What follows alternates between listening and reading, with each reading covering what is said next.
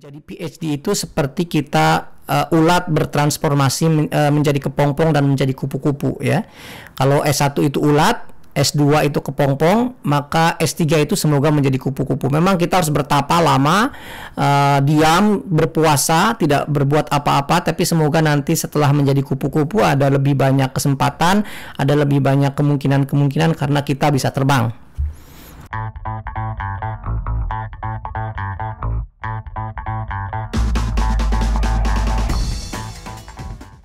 Assalamualaikum warahmatullahi wabarakatuh. Kawan-kawan sekalian, berjumpa lagi dengan saya Zezen Zainal Mutakin. Bagi yang belum kenal, saya adalah PhD di Fakultas Hukum di University of California, Los Angeles di Amerika Serikat. Kawan-kawan sekalian, pada diskusi di komen kali ini saya mungkin tidak akan berdiskusi satu topik yang terlalu berat begitu ya, karena ada banyak permintaan kepada saya juga untuk mendiskusikan hal-hal yang lebih sederhana, hal-hal yang lebih umum diketahui oleh orang, dan tidak terlalu spesifik di dalam bidang-bidang akademik atau bidang-bidang hukum begitu. Nah, karena itu pada kesempatan kali ini saya akan lebih banyak bercerita hal-hal yang sederhana kawan-kawan sekalian. Kebetulan minggu lalu saya mengisi satu acara webinar yang ternyata di luar dugaan ditonton cukup banyak orang, sekitar mungkin sekarang sudah 4.000 orang menonton video tersebut. Dan karena itu saya ingin mengulang apa yang saya sampaikan di dalam webinar itu. Semoga buat kawan-kawan yang belum melihat video webinar itu bisa melihat video ini. Pada kesempatan webinar waktu itu saya sebenarnya mendiskusikan satu pertanyaan yang juga ini sering ditanyakan kepada saya terkait dengan bagaimana saya bisa sekolah di luar negeri, terutama di Amerika dan di salah satu kampus terbaik di dunia. UCLA atau University of California Los Angeles, tempat saya sekolah sekarang, adalah kampus yang relatif saya kira cukup bukan hanya cukup punya nama, tapi juga sudah menjadi salah satu kampus yang terbaik di dunia. Tentu saja rankingnya selalu berfluktuatif, tapi dia setahu saya selalu ada masuk di dalam ranking 20 besar dunia. Sudah banyak hal-hal yang disumbangkan oleh UCLA, misalnya di sini di kampus ini sudah ada hampir 14 orang peraih Nobel di dalam berbagai bidang begitu ya. Mahasiswanya juga ribuan. Kalau Anda ke sini ke UCLA, Anda seperti masuk ke kota kecil di dalam sebuah kota, saking besarnya kampus itu. Di dalam kampus juga Anda bisa melihat helikopter untuk rumah sakit, melihat bus transportasi dan lain-lain. Ada rumah sakit beberapa di dalamnya, tentu saja ada ratusan gedung universitas. Tapi saya tidak ingin terjebak pada glorifikasi seperti itu. Yang ingin saya sampaikan adalah bagaimana saya bisa sampai di tahap ini, bagaimana saya bisa dalam tanda kutip mencapai impian saya sekolah di Amerika di salah satu kampus terbaik di dunia. Nah, sebelum masuk ke dalam diskusi bagaimana caranya kita bisa sekolah, saya ingin menarik ke belakang pada diskusi tentang bagaimana, apakah Anda perlu sekolah atau tidak. Ini pertanyaan penting, pertanyaan eksistensial, karena kalau kita melihat kecenderungan belakangan, ada kecenderungan pendapat yang mengatakan bahwa sebenarnya sekolah itu sudah dibutuhkan atau tidak dibutuhkan, dipertanyakan lagi. Mungkin tidak butuh lagi sekolah. Sekarang ada Google, ada YouTube, orang bisa belajar sendiri, orang bisa menimba ilmu sendiri dengan mandiri secara otodidak. Banyak sekali lulusan universitas yang tidak lulus atau yang sekolahnya nggak selesai malah sukses, seperti Mark Zuckerberg misalnya, atau banyak sekali tokoh-tokoh di dunia teknologi yang sangat sukses meskipun dia tidak sekolah. Nah, jika saya dihadapkan dengan pertanyaan seperti itu, jawaban saya sederhana. Anda sekolah atau tidak sekolah tergantung oleh motivasi dan niat Anda, tetapi satu hal yang penting, baik orang yang sekolah maupun orang yang tidak sekolah, pasti dia tetap menyesuaikan satu hal. Apakah satu hal ini didapatkan dari sekolah atau satu hal ini didapatkan di luar sekolah, itu tidak masalah, tetapi satu hal ini tetap pasti dibutuhkan dimanapun. Apakah Anda sekolah atau tidak sekolah, pasti dibutuhkan. Apa itu yang disebut satu hal yang saya maksud skill? Kalau Anda bisa mempunyai skill yang unik, yang tidak dimiliki orang lain atau yang belum dimiliki banyak orang. Dengan cara Anda sendiri tidak perlu sekolah, Anda tidak perlu sekolah. Buat apa sekolah? Tetapi meskipun Anda tidak sekolah, Anda tetap harus memiliki skill. Orang seperti Mark Zuckerberg bisa sukses memang bukan dari sekolahannya, tetapi dari skill yang dia miliki dan dia dapatkan sendiri. Mungkin dari bangku kuliah sebagian, tapi di luar bangku kuliah juga, meskipun kuliahnya tidak selesai. Nah, karena itu, bagi Anda yang merasa bahwa Anda merasa, saya tidak perlu sekolah, yang penting saya punya skill, kemudian, atau saya bisa bisnis, atau saya mungkin tidak punya dana dan lain-lain, itu mohon maaf kalau yang tidak punya dana mungkin ceritanya berbeda. Tapi kalau Anda punya keinginan dan punya kemampuan tapi memutuskan untuk tidak mengambil kesempatan itu urusan lain, dan karena itu saya kira video ini tidak relevan.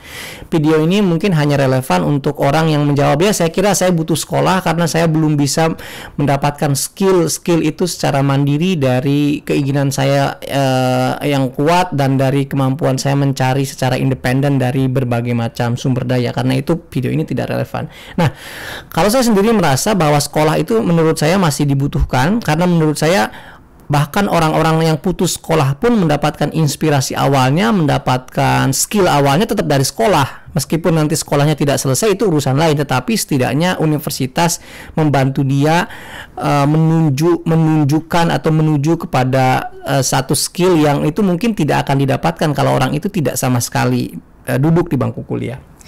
Nah, pada kesempatan kali ini mungkin saya akan lebih spesifik pada hal-hal yang harus dipersiapkan oleh kawan-kawan kalau mau PhD. Nanti saya mungkin akan bicara kalau master dan lain-lain.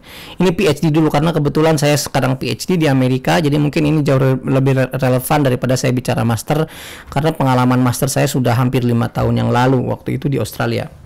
Nah, setelah Anda bertanya bahwa Anda mau sekolah, terutama kalau Anda yang mau PhD, maka pertanyakan lagi, apakah Anda mau sekolah sampai tahap PhD atau tidak?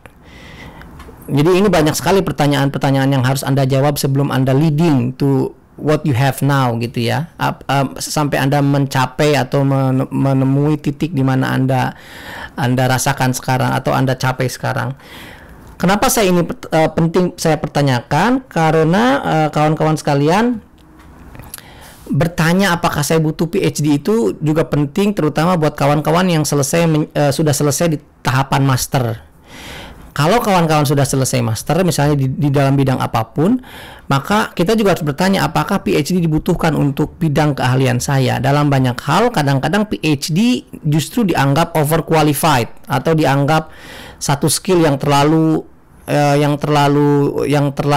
tinggi untuk kualifikasi Anda atau untuk posisi Anda sekarang. Misalnya kalau Anda bekerja di NGO internasional atau di lembaga internasional, mungkin kadang-kadang posisi PhD tidak dibutuhkan, atau kalaupun dibutuhkan sangat kecil. Posisi-posisi PhD dibutuhkan di lembaga-lembaga internasional. Kalau Anda mau jadi wartawan yang sukses misalnya, Anda tidak perlu PhD. Lulusan S1, S2 itu sudah cukup sekali. Yang penting Anda punya banyak pengalaman, menulis banyak, bekerja di sebuah media yang bukan hanya ternama tapi juga media yang katakanlah bertanggung jawab dan baik, gitu ya. Kalau Anda mau jadi lawyer, mungkin SH cukup, atau master hukum cukup. Yang penting Anda punya hak untuk beracara, mempunyai klien-klien yang bagus, mempunyai kasus yang bagus, klien yang banyak, saya kira cukup. Jadi untuk banyak hal PhD mungkin tidak dibutuhkan. Karena itu kita harus bertanya apakah kita butuh PhD atau tidak.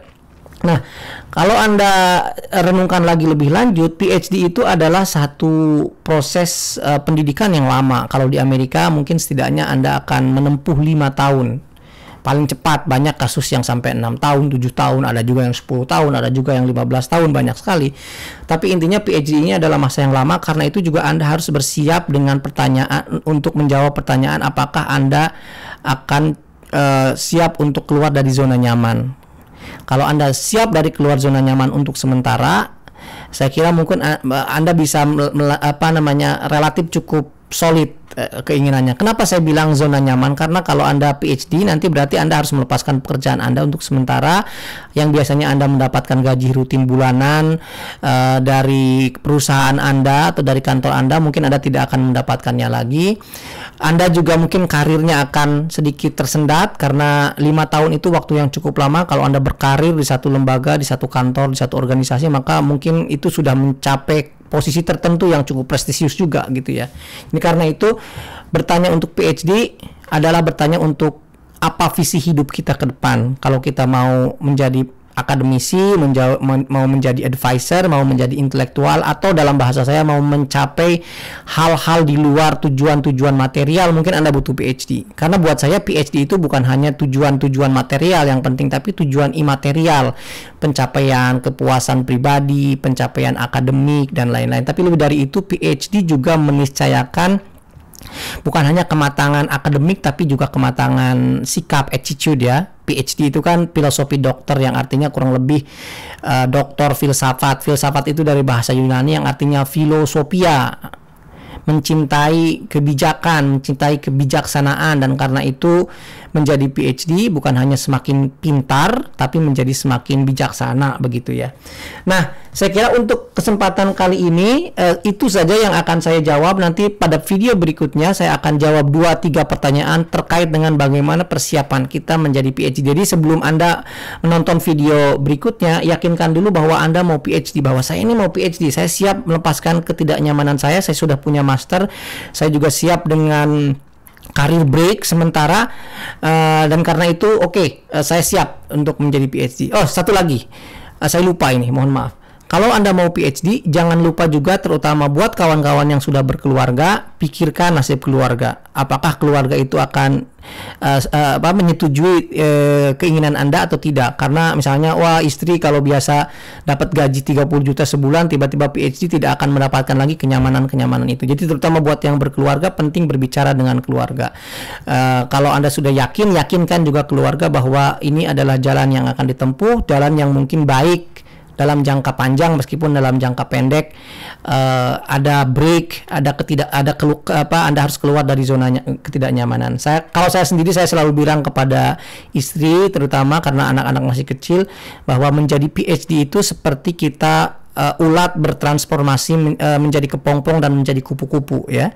Kalau S1 itu ulat, S2 itu kepompong, maka S3 itu semoga menjadi kupu-kupu. Memang kita harus bertapa lama, diam, berpuasa, tidak berbuat apa-apa, tapi semoga nanti setelah menjadi kupu-kupu ada lebih banyak kesempatan, ada lebih banyak kemungkinan-kemungkinan karena kita bisa terbang. Itu saja, nantikan video setelah ini. Mohon maaf atas kekurangannya. Terima kasih. Assalamualaikum warahmatullahi wabarakatuh. Sampai jumpa lagi.